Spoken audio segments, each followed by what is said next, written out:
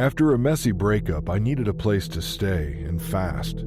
I saw an ad on the bulletin board in my local convenience store for a room for rent. Old school, I know, but it was close to where I worked and the rent was cheap. I arranged to come by to take a look at the room the next day. A woman showed me around. She was in her 50s, traditional, neatly dressed. She mentioned that the house had been in her family for centuries, and it was just her and her husband who lived there. There were signs of wear and tear, typical of old buildings, but I liked that the room was on the far side of the house with a private bathroom next to it. It was perfect. I paid the deposit and moved in a few days later. For the first few weeks, nothing weird happened. I heard the usual creaks, dips, that sort of thing, but that's to be expected in a house of that age. I also didn't see much of the couple who lived there. This also suited me since I'm pretty much an introvert. Then, the third week of my staying there, my ex called me saying she wanted to meet up. I ended up inviting her over to my place. We talked in my room for a while, but we kept arguing, and it became obvious to me why we split up in the first place. She left in tears, but since the house was a maze, I had to show her out. At the front door, we passed the husband who lived there coming in. I said hi to him, but after seeing my ex run out of the house and back to her car in tears, he gave me this stone-cold look and disapprovingly said, "She won't be happy." I assumed he meant his wife, but I didn't know why he would say she wouldn't be happy. I was never told I couldn't bring guests over. It didn't make any sense. So I went back to my room feeling bummed out by the situation with my ex. That's when I heard it. A muffled sobbing. It was definitely a female, but it sounded very distant. It caught me so off guard I opened the door to check my ex hadn't come back. She hadn't. No one was there. It was just the dark, empty hallway. The sobbing stopped, and I told myself I'd imagined it, even though I knew I hadn't. I turned the lights off and tried to get some sleep. I hadn't been lying there for long when the muffled sobbing started again. I jolted upright in bed and muttered, "Who's there?" I could hear the sobbing, but I couldn't place where it was coming from. It was kind of hard to explain. It sounded distant, but also close by. Nothing about the sounds made sense, but I know what I was hearing. Then I saw it in the darkness. A shadowy figure hovering by the door. It was wearing what appeared to be this long cloak with the hood covering its face. It was more gliding than walking, and it was gliding toward me. I frantically fumbled for the light switch, but it seemed to slip through my fingers. I honestly thought that the thing was going to reach me. As soon as I pressed the light on, the shadowy figure disappeared. I was a complete mess after that. My heart was pounding and I couldn't stop shaking. I knew something had been there. I'd seen it. I kept the light on for the rest of the night. Then the next day, when I saw my landlady in the kitchen, I asked her if any other renters had ever seen anything strange in the room before. Her face suddenly fell. She grabbed my arm, and in this angry tone, she told me that I sounded just like him and asked me if he'd put me up to this. I don't know what she meant by any of this, and her behavior was making me uneasy. I had to step out, but when I returned a few hours later and went into my room, I noticed the door was ajar. I had definitely closed it before leaving. As I stepped inside, nothing looked like it had been moved, but I got this weird feeling someone was watching me. I checked everywhere. No one was there, but that feeling of being watched still remained with me. Then, as I sat on my bed, I heard it again. The muffled laugh. It was coming from somewhere in the room. I tore the place apart trying to find out who it was, but there was no one in there. I couldn't bear it anymore, and no way was I spending another night in there in case the thing returned.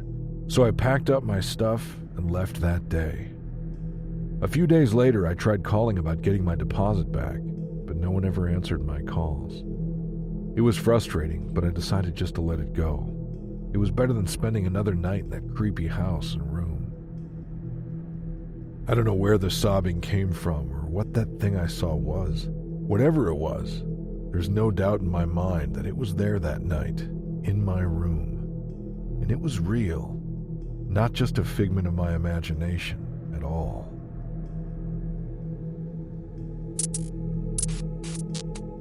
My grandma's 90th birthday was just a few days away, and since she'd had a difficult year, I wanted to get her something special.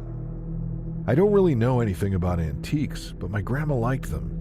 So one rainy lunchtime, I walked to the antique shop near where I worked. It was along a narrow side street, and although I'd seen the sign for it many times before, this was the first time that I'd actually been inside the shop. When I opened the door and stepped foot inside the shop, it was exactly like what you'd expect it to be. Full of dusty old bookcases, old tables, some old toys, ornaments, ornate jewelry, all displayed in glass cabinets. It was packed so full of items I felt nervous moving in case I broke something. It also felt like time stood still in that place, and everything was centuries old. I felt out of my league and didn't really know what I was looking for, so I was kind of relieved when a man who I assumed was the shopkeeper came over to me and asked if I needed help. He was 60-ish, with thinning hair and wore glasses with smudges on them. I explained that I was looking for something for my grandma, and he shuffled around the store, pointing out certain items and telling me nonsense stuff about their past. It got to the point where I just wanted to buy something to get out of there. That's when I saw something placed on top of a table next to other items that caught my eye. A wooden jewelry box with these peculiar engravings on it. My grandma had a lot of old jewelry, so I knew she'd like it. I checked the inside. It was lined with a faded red felt and had a slightly musky smell to it. I asked the old man how much it was, and he hesitated before telling me $60. I told him I'd give him $50, and he just nodded, then smiled and said, "I don't take returns." Since my lunch break was almost over, I didn't bother asking him about it. I asked him to put it in a bag for me so it wouldn't get damaged in the rain, and then I left. Like I said, my grandma's birthday was in a few days, so I took the jewelry box home with me and put it on my kitchen table. It had been a long day and I was totally soaked and tired, so I went to bed not long after getting home. Didn't take me long to fall asleep. Something woke me up in the middle of the night. Creaking sounds, followed by footsteps, as if someone was scurrying along my hallway. I knew I wasn't imagining the sounds, but I lived alone. There shouldn't have been anyone outside my room. I really started to panic, and my heart was beating rapidly, and because I wasn't thinking rationally, I unplugged the nightstand lamp to use as a weapon in case I needed to. Then I crept out of my room and flipped the hallway light on. I checked every room upstairs and down, and when I was certain no one was inside my house, I went to the kitchen and got myself a glass of water. That's when I noticed the wooden jewelry box was missing from the table. I swear I'd put it there. I started to think someone had broken into my house and had taken it, but my doors were still locked and there were no signs of a break-in. It took me a while to calm down enough to go back to bed, and then about an hour or two later, I woke up again. That's when I heard them, those scurrying footsteps. I forced myself to get out of bed and check the house again, and then sat on my bed with the light on, staring at the door, terrified. The next morning, I was feeling pretty lousy and exhausted. I opened my closet to grab a shirt and pants and couldn't believe what I saw. The jewelry box was there, at the bottom of my closet. Now I know I never put it in there. I was starting to think that someone was messing with me or that I was going crazy. I put the jewelry box back on the kitchen table and went to work. When I came home later that day, the jewelry box was still where I'd left it, and I just chalked up the whole thing to being tired. At least, I did, until later in the middle of that night, when again, I was woken up by the same creepy, hurried footsteps. I started panicking with fear again as I went downstairs to check, and I felt sick in my stomach when I saw that the jewelry box was gone from the table. I looked everywhere for it, but I couldn't find it. What's more, for the next 2 nights in a row, those eerie, frantic footsteps woke me up. By this point, I was struggling to concentrate at work, and every little thing made me jittery. It got so bad that my manager thought I was sick and sent me home. When I got home, I opened the door and found a strange liquid on the floor. It had a black color and consistency to it. I didn't understand it. The ceiling wasn't leaking or anything. I opened the kitchen closet to get a mop and saw it next to the bucket. There on the floor was the jewelry box. I definitely hadn't put it there. So who had?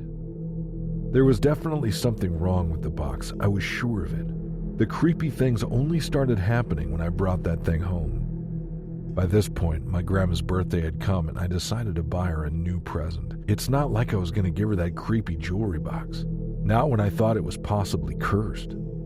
I picked up the jewelry box and carried it back to the antique shop.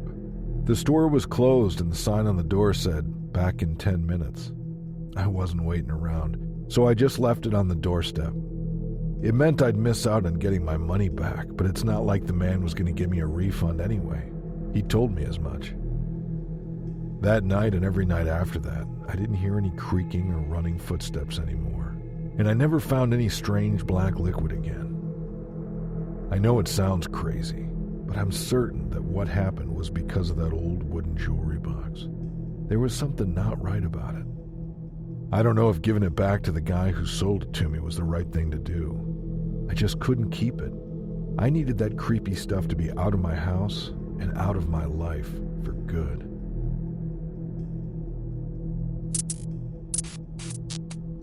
I never used to believe in the paranormal. I'm still not sure if I do. All I do know is that what I'm about to tell you really happened. And as hard as I've tried, I just can't find a rational explanation for it. You see, my dad, he lived off the grid. It's been this way for the last decade or so since my mom passed. He sold everything he owned and bought a small, rundown house out in the middle of nowhere. That's just how he prefers it. It's always a trek to go see him, especially in the winter months. But seeing as I was all the family he had, I made the effort to drive out there every few weeks. I brought him supplies, made sure he was looking after himself, and did any of the house chores or anything else that I could do to help. The closest house was a couple of miles away, so I'd never seen any other cars on the road before, let alone another person. It was early evening, and being the start of spring, it wasn't dark yet. I reached the long road up to my dad's house and was trying to figure out if I'd brought enough supplies with me when I saw something standing there in the middle of the road. I didn't have time to brake, and I swear I must have hit it, but I didn't hear a bump or a thud, nothing. I stopped my car and ran around to the front to check. There was no one there. I didn't understand it. I double-checked the bushes and under the car to be sure that whatever I thought I'd hit hadn't rolled under there. Strangely, there were no scuffs or blood marks, just nothing. Feeling shaken up and a little confused, I got back into my car and drove extra slow to my dad's place. I didn't want to tell him what had happened, but as soon as I walked through the door, he could tell something was up. I ended up telling him what I saw and added that I must have been seeing things. I knew full well I wasn't, but I didn't want to admit this to my dad. I expected him to laugh at me, as my dad was even more of a skeptic about this sort of stuff than I was. But instead, I saw his eyes glaze over and he stared downward. I knew that look. It was one of fear. It didn't happen often with him. I didn't mention it again and instead packed away the supplies and fixed the leaking faucet. As I went to leave a couple hours later, he grabbed my arm, his face twisted with terror. And he told me that if it ever happened again, not to stop, not to get out of my car. I nodded at him and then quickly left. He didn't always make sense on my visits, something that happened occasionally since we lost Mom. I usually put it down to grief, age, and isolation. He'd never acted like that before, though. As a result, I was feeling on edge as I got into my car. I drove along the road, going extra slowly again, since it was hard to see in the dark. I'd almost reached the end of the road when a dark shape appeared in the middle of it.